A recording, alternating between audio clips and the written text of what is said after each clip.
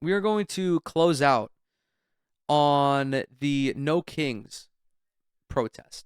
Over the weekend, across the country, in all 50 states, not Washington, D.C., make a point of that, there were There have people been who went rallies. out in protest of Donald Trump, called the No Kings protest, because Donald Trump is behaving as though he were a monarch. These were apparently the most attended protests in the country. It is a funny visual when you have the estimated 5 million attendees going to this protest, and then you had like 13 people go see Trump's military birthday parade. Remember, what you see online is not reflective of the real world. Go outside. Across the country opposing President Trump's agenda on the day of the president's military parade. They cap a week of demonstrations against immigration raids that began in Los Angeles and spread nationwide. Today's events in about 2,000 cities and towns were organized by the No Kings movement, which calls the administration's actions authoritarian. There were rallies near Mr. Trump's Mar-a-Lago residence in West Palm Beach, Florida. No ICE! No KKK! No fascist USA!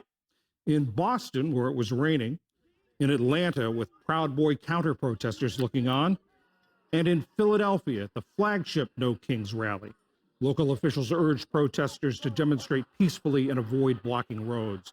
The No Kings protests were Which, by the way, they did unless otherwise escalated by local law enforcement, like what happened in Los Angeles. When you go around in riot gear, shooting flashbangs and rubber bullets at people, you're going to escalate the situation. There were multiple No Kings protests where I live on Long Island, and all of them were peaceful.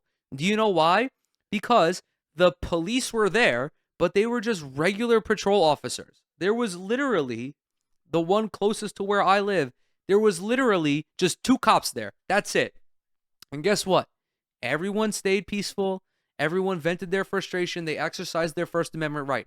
It is never the fault of protesters for no longer being peaceful. It is always the force of the escalatory act. It is always the result of the escalatory actions of local law enforcement.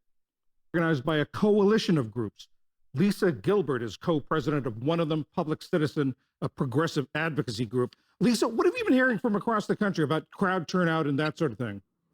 It's been amazing. We've seen, as you mentioned, 2,000 plus events, millions of people turning out peacefully to say, in America, we don't have a king. In America, we're a democracy. It's been amazing and inspiring, frankly.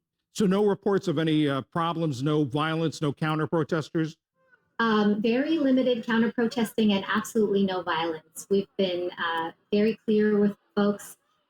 Events, everyone is turning out with the same message that we've seen authoritarian excess and corruption in the Trump administration. We're watching them crack down on free speech, detaining people for political positions, and that's just not what America is all about.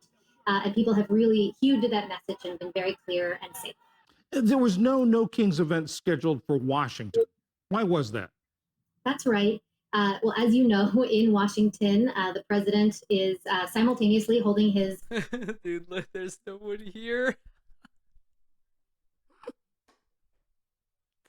Oh, God, what a fucking hilarious failure.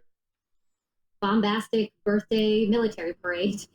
We wanted to make clear that we're not protesting the military. We are instead protesting the administration's authoritarian actions. We didn't want to stand in front of the military parade, but instead have a split screen showing what the president is wasting taxpayer dollars on here in Washington and what everyone everywhere else in the country is calling for an America they can believe in, a democracy they trust.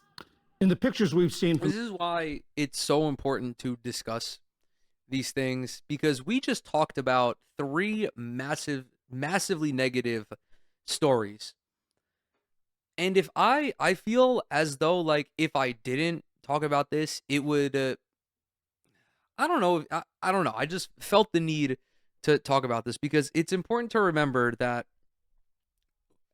if you are strongly opposed to everything happening in the country, as I am, it's comforting knowing that other people are in the fight with you. And it's even more comforting seeing those people out there actively fighting for the same thing that you're fighting for. I know that ultimately I may not agree 100% with these people, but we can at least find common ground in the fact that we want to at least preserve the foundation of the United States of America. That being, the Constitution, for example. 3 co-equal branches of government. As critical as I am of the United States, the founding fathers they had incredible foresight when drafting when drafting the foundation of this government, and it was because they had been subjected to colonial rule. The rallies across the country, we hear a variety of chants, we see a variety of signs. Is there one specific message or objective today? I mean, I think the main message is just they've gone too far. America is predicated on the idea that we all have a voice, we all have a say. We've been watching attacks on universities, on nonprofits, on judges. This is not the America we know. And I think people are truly fed up and wanted to gather to say just that. In America, we do not have a king. This follows the hands-off protest in April, the May Day protest. Are there more planned? A lot of the actions that Trump is taking, virtually all of them, actually, when it comes to, for example, like these mass deportations, he's only able to get away with them because he operates in this manner. Literally, everything that he's doing goes against the Constitution. He's bypassing Congress. He's bypassing the courts sometimes, although the Supreme Court does have, a 6-3 conservative super majority, so perhaps the court is fundamentally flawed as well, which obviously it is, but he's behaving as though he has executive power, which obviously he doesn't. What's next for this coalition? It's a great question. Yes, it's been a crescendo of action. I think more and more people each time we organize turn out and show their discomfort with what is happening in our country. Looking ahead, we'll see organizing on Juneteenth. We'll see organizing on later on in the summer around Labor Day. We expect to organize whenever we need to in a rapid response manner as well. Obviously, it's been a challenging week with what has been happening in California. We're worried about what the administration has been doing. So I would anticipate the crescendo will continue and we'll see more and more organizing and people out in the streets. I have to ask you, as you may know, there was a terrible attack on lawmakers in Minnesota today, a targeted attack, according to the governor. Do you have any concerns about the rhetoric as you protest on both sides, the rhetoric being incendiary? Oh my God.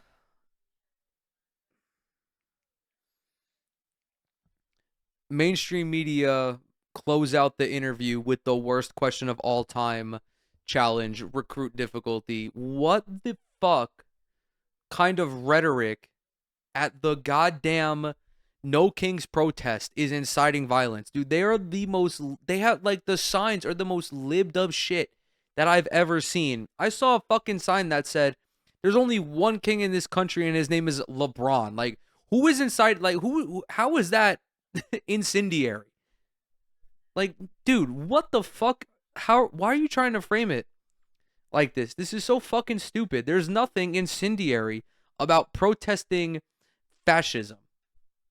Well, first, what happened in Minnesota was a huge tragedy. All of the No Kings protests in that state were canceled out of respect for what occurred. Certainly, I can only speak for what's happening on our side, the side that is talking about democracy. I think we're being very clear. Our messaging is about, what we actually want the country to stand for. It's not violent. It's peaceful in every regard. And so we can only control that. And we're trying very hard to do so. Lisa Gilbert, thank you very much. We're going to close out with one final graphic about these protests to visualize the scale of what is happening here. Aidan McLaughlin says, No Kings was the largest political protest in U.S. history, with an estimated 5 million participants. the following: Women's March, 4.1. Vietnam Moratorium, 2 million. March for Our Lives, 1.2 million. Nuclear Freeze, 1 million. George Floyd BLM peak at 500,000. 5 million people is like 1% of the country, I think.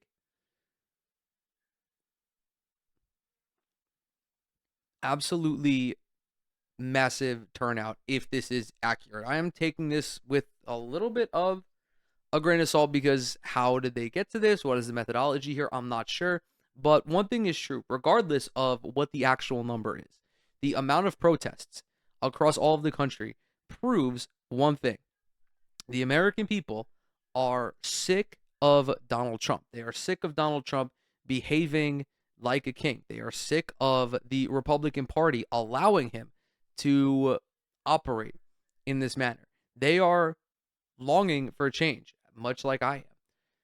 But it is now like the people can only apply so much pressure. And I do think that there is a little bit more pressure that we can apply. It's still early in his term. We are only 4 months into Trump 2. There are still 6 months left in this year alone. The fight is not over. In fact, it is merely beginning. One thing is clear, however. People are more politically engaged now than in the first Trump term. And I think that is because of the highlighting of just how damaging Donald Trump is. How he is now actually having he's laying real consequences onto a large portion of the population. I'm not attempting to downplay Donald Trump's first term because that was absolutely atrocious. But in many ways, it was not too dissimilar to what people had experienced before him. This time, however, we are witnessing something that we have not seen. We are living through a presidency that is unlike any other type of presidency that we have experienced here in the United States. And people are, frankly, sick of it.